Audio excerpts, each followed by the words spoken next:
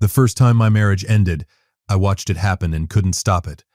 The second time someone tried to take my marriage from me, I showed up and made sure he understood the difference between a man who doesn't know and a man who does.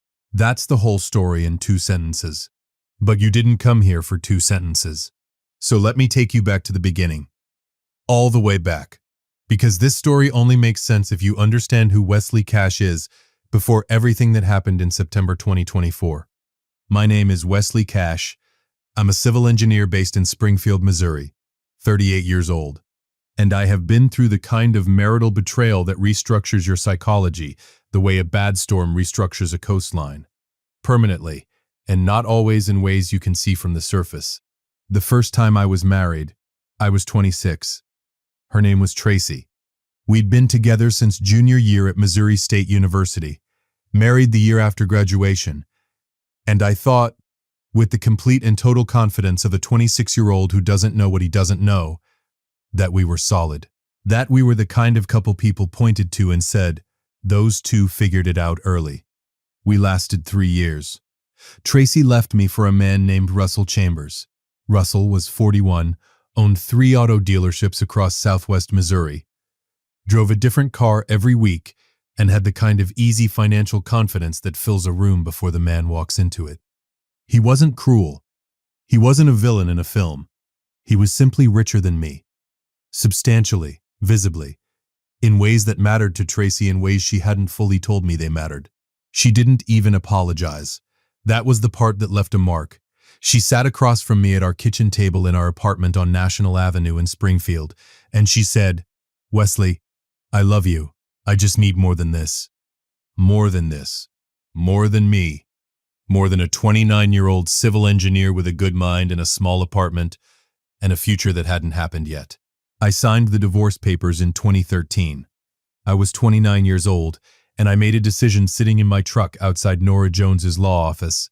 Yes, same attorney. Springfield is not a large city. That I was going to be fine. That I was going to rebuild. And that I was never, for as long as I lived, going to be the man who couldn't hold his wife because someone with more money came along. What I didn't know then, what I wouldn't understand for years, is that what I'd actually decided was to carry the wound forward without ever properly closing it. I spent my early 30s building the career, the reputation, the financial stability that I apparently needed to feel like I was enough. I was promoted to senior engineer by 32. I bought my house on West Walnut Street at 33. I drove a truck I owned outright, kept a savings account that made me feel anchored, and I was, by any external measure, doing very well. And then I met Vanessa. We met at a fundraising dinner for Harmony House, the domestic violence shelter here in Springfield, in the spring of 2016. I was there because a colleague had an extra ticket and peer pressured me into attending. Vanessa was there because she had been volunteering with the organization for 2 years, doing pro bono therapy sessions with residents, because that is the kind of woman Vanessa Farrow was. She was standing near the bar arguing, politely but firmly, with a city councilman about the shelter's funding allocation. And she was winning, and she didn't seem to notice or care that the councilman was 3 times her age and twice her rank. I stood nearby and watched her systematically dismantle his counter-arguments with the pleasant demeanor of someone who knows they're right and has decided not to make it embarrassing for anyone. I thought, that woman is going to be a lot of work, and absolutely worth it. I was right on both counts. We dated for 2 years, a deliberate pace, because I told Vanessa in the first month that I had been through a divorce and I needed to move at a speed I could trust. She didn't flinch. She said, "That's fine. I'm not in a hurry. I want to do this right." And she meant it. We married in June 2016. Small ceremony. West Springfield. Outdoors because Vanessa had no patience for anything that required a seating chart more complicated than necessary. Chamberlain was my best man. Vanessa's friend Gloria was her maid of honor. 4 years of marriage. No children yet. That was a conversation we kept scheduling and then rescheduling. Not from avoidance exactly. More from the honest acknowledgement that we were both deeply committed to our work, and neither of us wanted to rush a decision that couldn't be reversed. We had time. We were only 37 and 38. Vanessa is a licensed professional counselor and therapist, the kind who specializes in executive behavioral health, high-functioning adults dealing with addiction, narcissistic personality patterns, anxiety, and the specific kind of damage that extraordinary wealth and pressure can do to a person's psychology over time. She built her practice over 12 years from a modest office suite on South Campbell Avenue into something that ran entirely on word-of-mouth referrals from a very specific network: corporate attorneys, financial advisors, CEOs, and the kind of people whose names you'd recognize from local business publications. She was excellent at her job, patient, precise, and possessed of a particular ability to hold boundaries with people who were not accustomed to being told no. That ability, as it turned out, would be tested more severely than either of us anticipated. In January 2024, through a referral from a private wealth attorney in Kansas City, Vanessa took on a new client. His name was Conrad Bale. Conrad was 53 years old, a developer and private equity investor based out of Kansas City, but with significant holdings across Missouri, Arkansas, and Tennessee. His net worth, according to public reporting in Missouri business journals, was somewhere between $300 and $400 million. He had been married twice, divorced twice, and had a reputation in Kansas City financial circles as someone who was brilliant, relentless, and extraordinarily difficult to work with.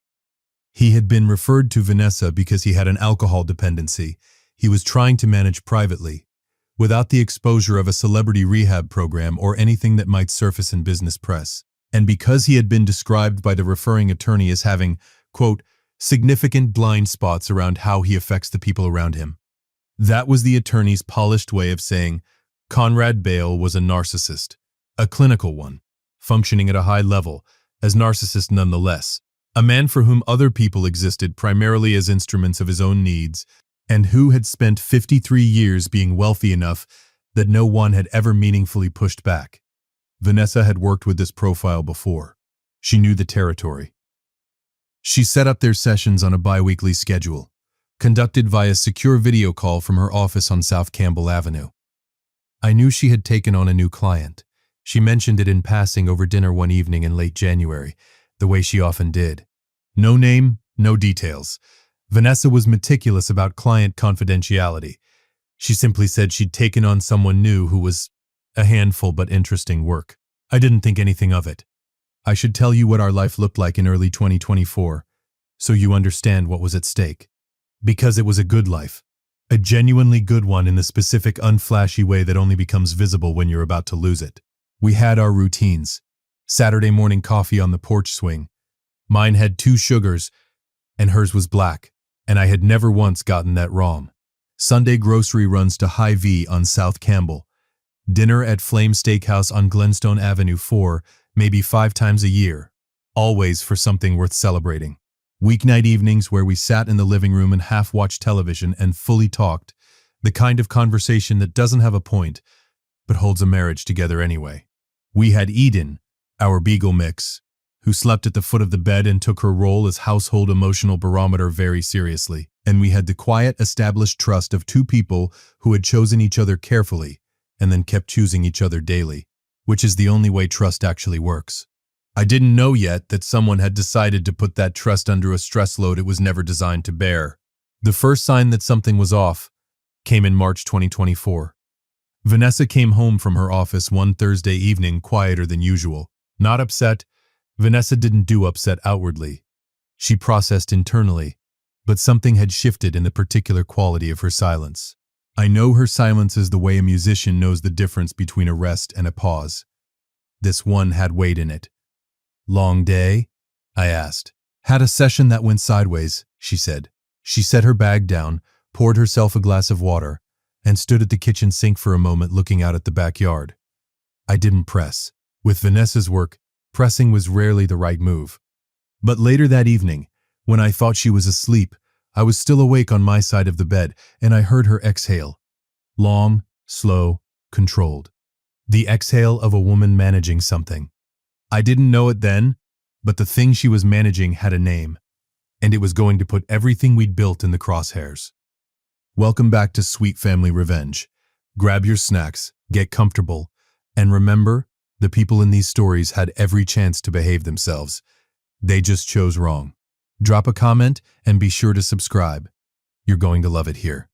By April 2024, Vanessa had been treating Conrad Bale for 3 months, and somewhere in the architecture of those sessions, something had begun to shift. Conrad had started with what Vanessa later described to me as calibrated flattery, the kind that sounds like therapy-appropriate self-reflection but lands just slightly wrong. Comments about how he'd never had a therapist who really understood him. References to her intelligence that lingered a beat longer than professional appreciation warranted. Observations about her voice, her manner, her presence that had nothing to do with the work they were supposed to be doing. Individual, each comment could be dismissed. A therapist who worked with narcissists understood the difference between a client seeking genuine connection and a client testing the perimeter. Conrad was testing the perimeter. Then he pushed past it. In mid-April, during what was supposed to be a session focused on his alcohol dependency triggers, Conrad made a comment that was, without any ambiguity, sexual, direct, deliberate. Vanessa shut it down immediately, in the precise clinical way she was trained to, redirected the session, documented the incident in her notes, and sat with the decision she was not yet ready to verbalize. She didn't tell me that night, and I understand why. I do. Now. Then, I didn't have the information to understand anything. By May it had happened twice more. Each time Vanessa responded with professional boundary setting. Each time Conrad apologized with the smooth, practiced sincerity of a man who has learned that apology is a tactic rather than a reckoning. And each time the comment that followed the apology was slightly more forward than the last. He was escalating, slowly, incrementally, the way a structural load increases. Not enough to trigger alarm at any single moment, but accumulating toward a point of failure. Vanessa knew this. She had mapped this pattern in other clients. She could see exactly where it was going. And she made her decision. In late May 2024, Vanessa formally terminated her therapeutic relationship with Conrad Bale. She did it by the book, a written notice of termination, a referral to 2 other practitioners in the Kansas City area who specialized in his profile, and a final session to close the clinical relationship appropriately. Professional, clean, final. She believed that would be the end of it. She was wrong. And the way she found out she was wrong would change everything that came after. The first one came on a Thursday morning in June 2024. A Thursday. I remember because I work from home on Thursdays and I was at my desk when the delivery truck pulled up. It was a flower arrangement. Not a modest one. A large formal arrangement, white orchids and dark red roses, in a glass vase I could tell was expensive from 10 feet away. The delivery person handed it to me at the front door with the mild professionalism of someone who hands over flowers for a living and has no particular interest in their meaning. There was a card. Vanessa, thinking of you. C. I stood at the front door holding this arrangement, and I felt something I hadn't felt in a long time. Something cold and specific, sitting in the back of my chest just behind the sternum. Not jealousy. Not yet. Something more like the professional instinct. The civil engineer's reflex, the feeling of running your hand along a surface and finding a crack where there shouldn't be one. C. I set the flowers on the kitchen counter. I didn't throw them. I didn't make any assumptions. I am, by nature, a man who collects information before drawing conclusions. This is a useful quality in engineering. In marriage, it means sometimes you hold things quietly when you should be asking out loud. When Vanessa came home that evening, I was in the kitchen starting dinner. I nodded toward the arrangement on the counter. Someone named C thinks of you, I said. Neutral. Fact-based. Vanessa went very still for a fraction of a second, so brief that if I hadn't known her for 6 years, I might have missed it. Then she said, a former client, I terminated his sessions last month. He's apparently not taking it well. Former client, I said. I'll handle it, she said, and I believed her. Because Vanessa Cash handles things. That's who she is. But something in the back of my mind filed that fraction of a second of stillness, the way you file a hairline crack in a beam. Not alarm, awareness. I didn't know it yet, but Conrad Bale had done a very specific kind of homework on Wesley Cash.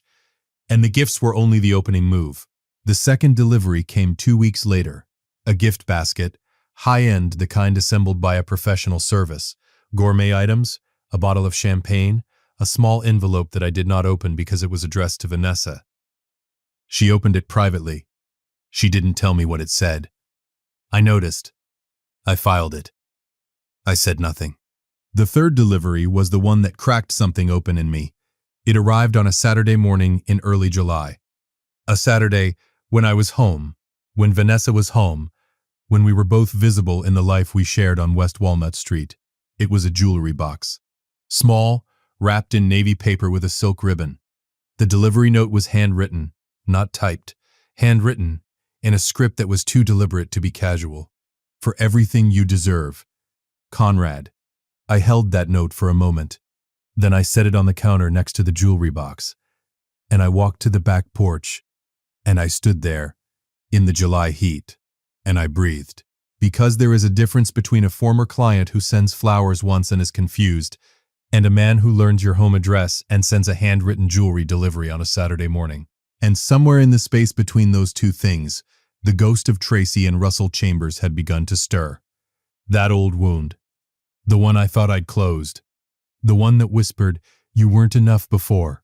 What makes you think you're enough now?" Vanessa found me on the back porch. "Wesley," she started. "Tell me what's happening," I said. Still calm. Deliberately calm, because the alternative was to let 12 years of unprocessed fear do the talking, and I was smart enough to know that would not serve either of us. She sat down on the porch steps, and she told me most of it. The inappropriate comments in the sessions. The termination. The fact that she had thought it was over. She did not tell me everything. I would find out later that she'd held back several details, not to deceive me, but because she was genuinely afraid of what the full picture might do to me given my history, given Tracy, given what I had told her early in our relationship about what it had cost me the first time.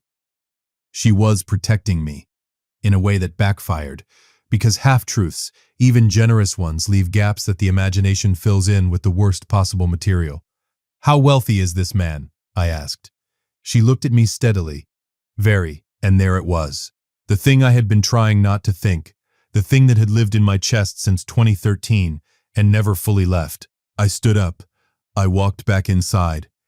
And I spent the next 48 hours doing something I am not proud of, but will be honest about. I retreated into myself. Not anger, not accusations.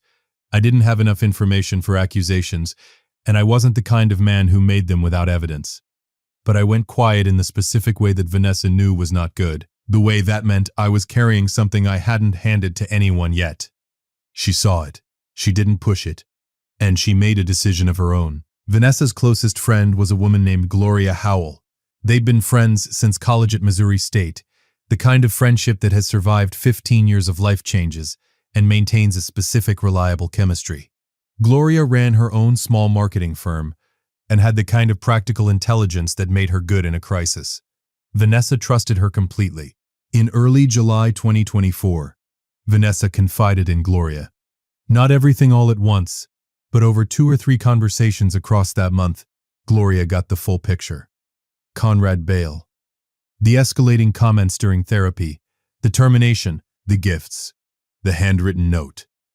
And the part that Vanessa said quietly on a phone call with Gloria one evening when I was still at the office, her fear about what this was doing to Wesley. "He's gone quiet," Vanessa told her. "You know what that means." Gloria knew. What Vanessa didn't know, what she would not find out until much later, at a lakeside restaurant in the Ozarks, with a recording device in her bag and a billionaire sitting across the table, was that Gloria had decided to do something about it. But I'm getting ahead of myself. In August 2024, Conrad Bale escalated beyond gifts. What we later pieced together, through Conrad's own admissions and through what Gloria helped uncover, was that Conrad had, at some point after the termination, conducted what amounted to a background investigation on Wesley Cash. He knew about Tracy. He knew about Russell Chambers. He knew about the divorce in 2013 and the specific nature of it, that my ex-wife had left me for a wealthier man. He had found the crack in the foundation, and he was applying pressure directly to it. The campaign was subtle and calculated. A second set of flowers arrived, this time with a note that Vanessa intercepted before I could see it. Gloria saw a photo of it. The note implied intimacy that did not exist, framed as a private joke, a shared memory, the kind of language designed to look, to an outside observer, like something it wasn't. Conrad knew that if I saw it cold, without context, my history would do the rest of the work for him. He was trying to make me doubt my wife. He was trying to make me see Tracy when I looked at Vanessa. And in August, in the silence of our house, in the quiet retreat I had constructed around myself like a structural shell, he was, slowly, succeeding. I didn't accuse Vanessa of anything. I want to be absolutely clear about that. I made no accusations. But I withdrew. I was shorter in conversation. I slept with the distance of a man who is holding a question he is afraid to ask out loud. And Vanessa, who knew exactly where that withdrawal came from and exactly who had engineered it, was watching her marriage cool from the outside and feeling the specific helplessness of a woman who has all the evidence but none of the format to present it without causing the very damage she was trying to prevent. She needed Conrad on record, not as his therapist. That relationship was over. The ethical protections of that role no longer applied. As a private individual, confronting a man who is harassing her. Under Missouri law, an individual may record a conversation to which they are a party without the consent of the other party. Vanessa knew this. She is not a woman who makes moves without knowing the legal ground she's standing on. Her plan was clean. She would contact Conrad, agree to meet him in person, framing it as a conversation about his behavior, knowing full well that Conrad's ego would interpret this as an opening. She would lead him through the conversation, get him talking, get him admitting. His narcissism would do the heavy lifting. Conrad Bale was not a man accustomed to being told he had done something wrong, and Vanessa knew from 3 months of sessions exactly how he would respond when he felt he was in control. She would get the confession on tape. She would bring it home. She would show it to me, and she would show me that nothing happened, that the man trying to ruin our marriage was not a rival but a predator, and that the only thing standing between his plan and its failure was Vanessa herself. The location she chose for the meeting was a lakeside restaurant and bar at Table Rock Lake, near Branson, a place Conrad had mentioned during sessions as somewhere he liked to conduct informal business. She told him she wanted to meet somewhere neutral and private. Conrad, whose ego translated "meet me privately" into confirmation of his own narrative, agreed immediately. She told Gloria the full plan. She told me she was going to a quick overnight trip with Gloria. A break. Some air. Nothing elaborate. She did not tell me the real plan because she did not want me anywhere near Conrad Bale until she had what she needed. She was trying to protect me, again and again. It didn't go quite the way she planned. What Vanessa didn't know was that Gloria, somewhere between hearing the plan and the morning of the trip, had made a phone call to me. I didn't know it yet, but the conversation Gloria was about to have with me was going to change what happened at that lake entirely. Gloria called me on a Tuesday morning in mid-September 2024. I was at my office, reviewing drawings for a commercial project on the south side of Springfield. Melanie Torres, my assistant, had put the usual coffee on my desk. Everything was ordinary. "Wesley," Gloria said when I picked up, "I need you to listen to me carefully and not make a single decision until I've finished." I leaned back in my chair. "That's a very specific opening, Gloria." "Yes," she said. "It is, because what I'm about to tell you requires a man who can hear the whole thing before he reacts. Can you do that?" "Tell me," I said. She told me everything Vanessa had told her, not just the parts Vanessa had shared with me. All of it. The full escalation. The specific content of the inappropriate comments Conrad had made in session. The background investigation he'd conducted on me. The deliberate framing of those gift notes to exploit what he knew about Tracy. The fact that Vanessa had been shielding me from the scope of it because she knew what even the shadow of this situation could do to me, given my history. I sat at my desk and I listened. And the listening was the hardest thing I had done in years, because every sentence was simultaneously a revelation and a reckoning. A revelation about how far Conrad had gone, and a reckoning with the fact that I had let myself go quiet instead of asking out loud, and in doing so had merely handed this man exactly the damage he was aiming for. "She's going to that lake tomorrow to get him on record," Gloria said. "She doesn't want you there because she doesn't want you anywhere near him until she has the recording. But Wesley, I've been thinking about this all week, and I think she's wrong about that part." "Why?" I said. My voice was steady. I was focusing very hard on keeping it that way. Because Vanessa is going to get him talking, and she might get what she needs. But Conrad Bale is a man who has been doing whatever he wants to people his whole life, because nobody has ever looked him in the eye and told him there are consequences. A recording is evidence. You showing up with someone recording on your terms is a message. It's a different thing entirely. She let that sit. You showing up as her husband, Gloria continued, and standing there and saying what needs to be said, that closes this. A recording she brings home and shows you privately. That starts a legal process, and legal processes with men like Conrad take years and drain everything. But a man who shows up and makes it clear he knows everything, and that the next move destroys Conrad's very public career, that ends it the same day. I sat with that for a long moment. She wasn't wrong. I asked Gloria one thing. Does Vanessa know you're calling me?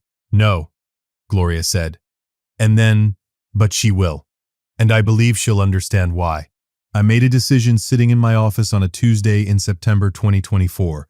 The same kind of decision I'd made 11 years earlier in the parking lot of a law office on Boonville Avenue. Except this one was different. This one was not about surviving something. This one was about refusing to let someone take what was mine.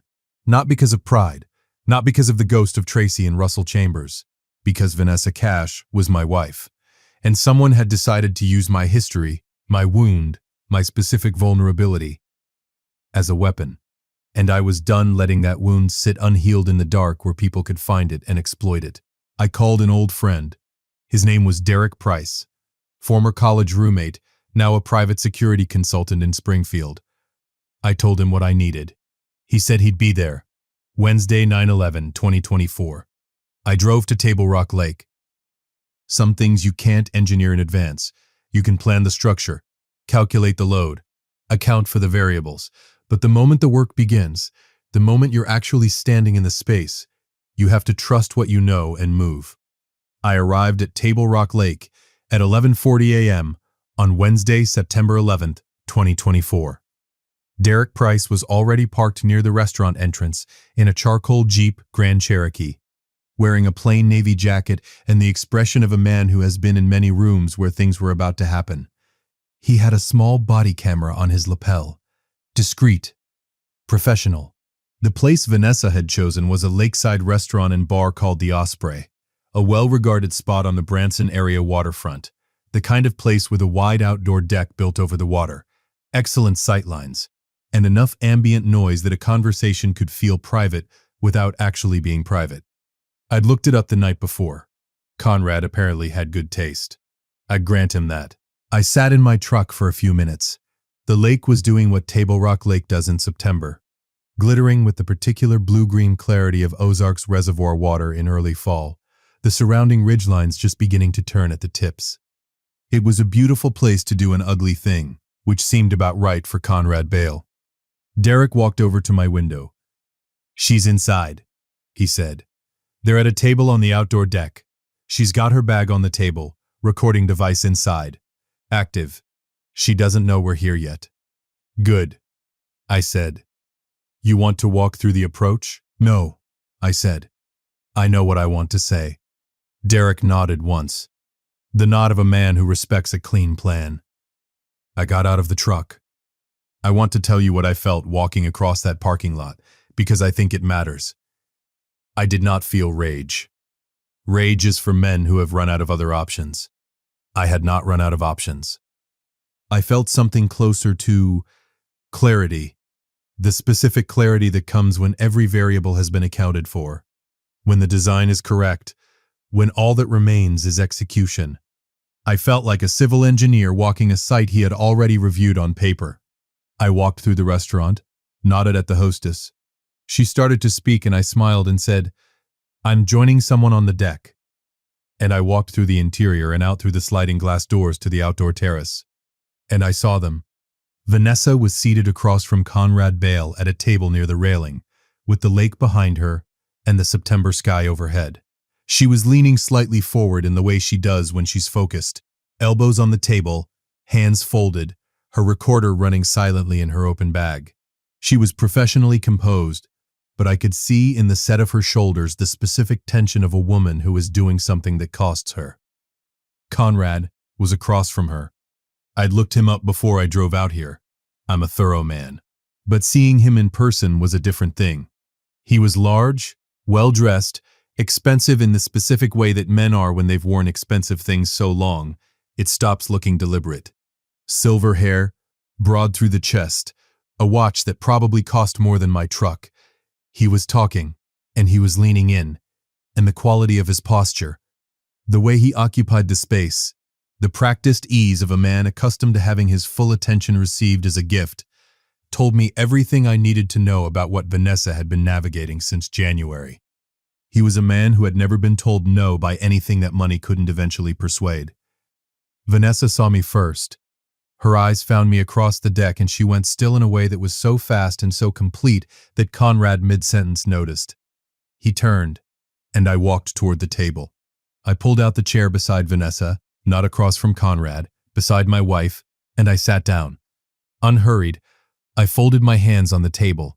Derek had come onto the deck behind me and taken a position near the railing 8 feet away, not threatening, present.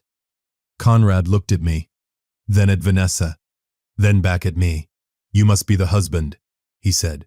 His voice was smooth, controlled. A man recalibrating in real time. "Wesley Cash," I said. "And you're Conrad Bale. This is a private meeting." "It was," I said. "Now it's a different kind of meeting." I didn't raise my voice. I didn't lean forward or perform any of the body language of dominance that insecure men deploy when they want to look powerful. I sat still, because stillness, when it belongs to a man who isn't afraid, is the most effective thing in any room. Conrad looked at Vanessa. "You told him. She didn't have to." I said, "You want to understand how I know what I know, Conrad? I'll tell you, because I think it's important that you understand this next conversation with full information." He closed his mouth. "You've been sending gifts to my home," I said. "You've been writing notes designed to look like something they're not, because you know my history, and you thought you could use it to make me doubt my wife. You did a background check on me, you found out about my first marriage, and you made a calculation. If you applied enough pressure to the right place, the foundation would crack and my marriage would fall apart. That was your plan." Conrad said nothing. His jaw had gone tight, but his eyes were still calculating, still looking for the angle. "The flaw in your plan," I continued, "is that you misread the load-bearing capacity. You thought you were dealing with a man who broke once and never properly healed. What you were actually dealing with was a man who broke once, rebuilt, and has spent every day since then making absolutely certain nothing breaks the same way twice." I paused. "Let that breathe. Now," I said, "I'm going to say some things and I need you to hear all of them before you decide what you're going to do next." Conrad leaned back in his chair very slightly. An involuntary retreat. He probably didn't know he'd done it. "I noticed what you did with my wife in those sessions. The comments, the escalation, that's documented. She kept clinical notes. Those notes can become evidence in a civil claim for professional harassment. She is no longer your therapist and has been formally terminated, which means there is no therapeutic privilege protecting you. Everything that happened in those sessions is legally accessible in a civil proceeding." I let him absorb that. "The gifts you sent to my home, with notes framed deliberately to imply intimacy that doesn't exist, those are documented. Photographs. Delivery records, they establish a pattern of harassment following the termination of a professional relationship. That pattern, combined with the evidence from the sessions, is the foundation of a lawsuit that I will file in Greene County, Missouri, and I will make sure it is covered by every business publication in this state before the first hearing date." Conrad's expression had shifted. The easy confidence was still there. Men like Conrad don't lose it entirely. It's been too long a habit. But underneath it, something had recalculated.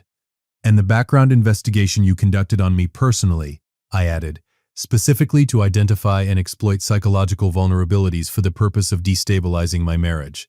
That's something I've already discussed with an attorney. We'll let her tell you what that creates." Vanessa had not said a single word. She was sitting beside me and I could feel the quality of her stillness, not the stillness of a woman who was frozen, but the stillness of a woman who was watching something unfold that she had not expected and did not know yet how to hold. I would understand that later. All of it. But right now I had one more thing to say. Conrad, I said. I used his first name deliberately, evenly. The way you use someone's name when you want them to understand you, see them clearly. I know what you are. I've been briefed thoroughly on how you present and what you do when you don't get what you want. I'm not angry at you. I don't have the energy for anger at men like you, but I need you to hear this as clearly as I can possibly say it. I leaned forward.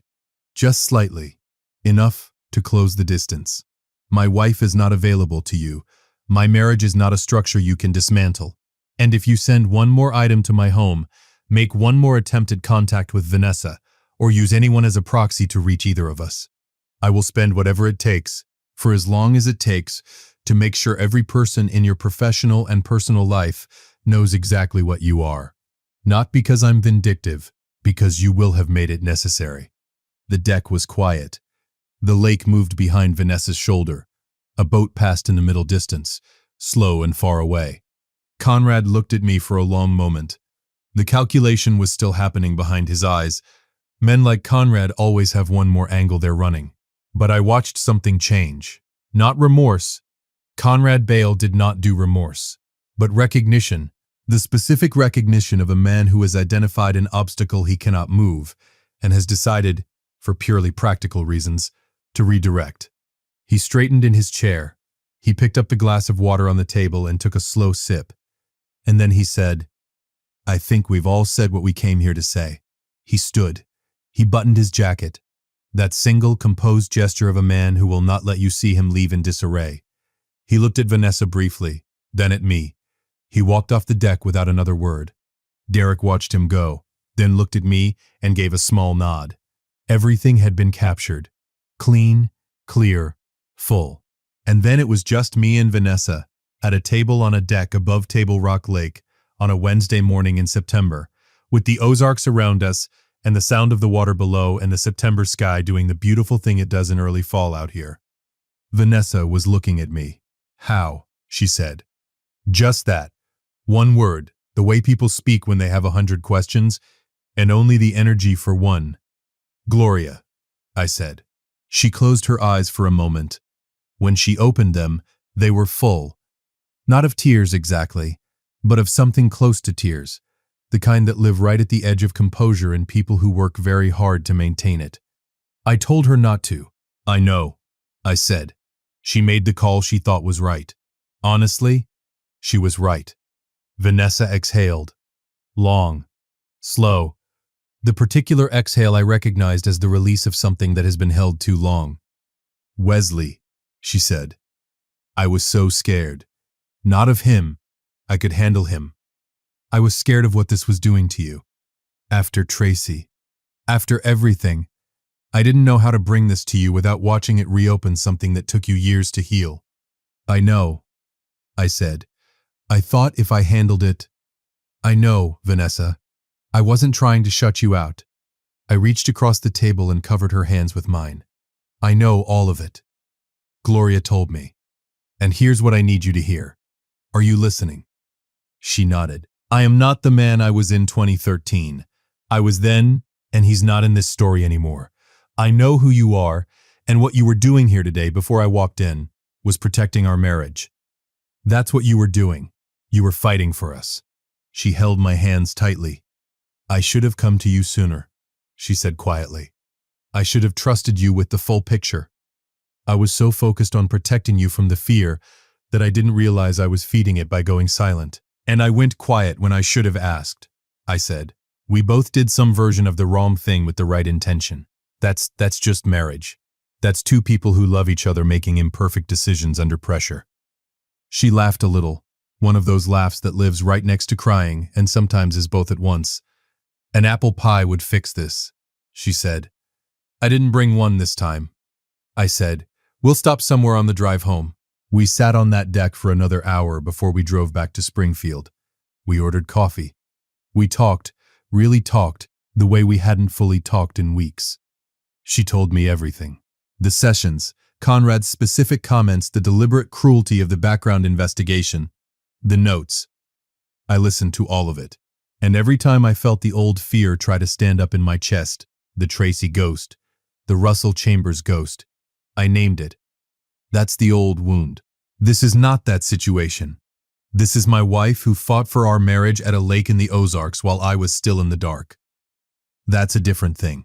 And it mattered. As for Conrad Bale, he went quiet.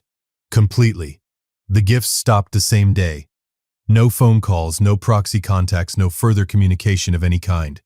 Whether it was Derek's recording, the credible threat of civil litigation, or simply the recalculation of a man who had found something that wouldn't yield, I don't know. I don't particularly care. He chose to redirect. Good. Gloria told Vanessa about the phone call the same evening we got back to Springfield. Vanessa's first response, apparently, was a long silence. Her second was, "I should be irritated with you." Her third was, "I'm so glad you did it." Gloria, who is constitutionally incapable of false humility, said, "I know." I called Chamberlain that night. Joplin, 75 miles west, second ring, as always. "How'd it go?" he asked. "Good," I said. "It went good." "You sound different," he said. "I feel different," I said. And I did. Not because I'd confronted a wealthy man and made him back down. That was just a problem solved. I felt different because of what had happened on the drive home. The full conversation. The honest inventory of what we'd both done under pressure and why. And the decision, mutual, deliberate, together, not to let a man who had never earned a single thing in our marriage have any real estate in it. Here's the thing about Conrad Bale that I keep returning to. He was a man who had spent his entire life using money and information and calculated pressure to get what he wanted from people. He had identified what he believed was the weakest joint in the structure of my marriage, my history, my wound, my particular vulnerability. And he had applied force to it with precision. What he hadn't accounted for was the difference between a wound that hasn't healed and a wound that has. They look similar from the outside.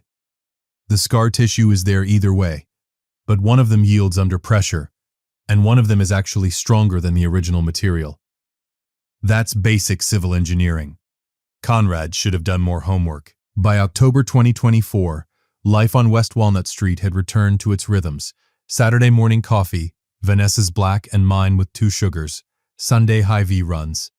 Eaten at the foot of the bed, date nights at Flame Steakhouse where the ribeye remained excellent, and they still knew us by name.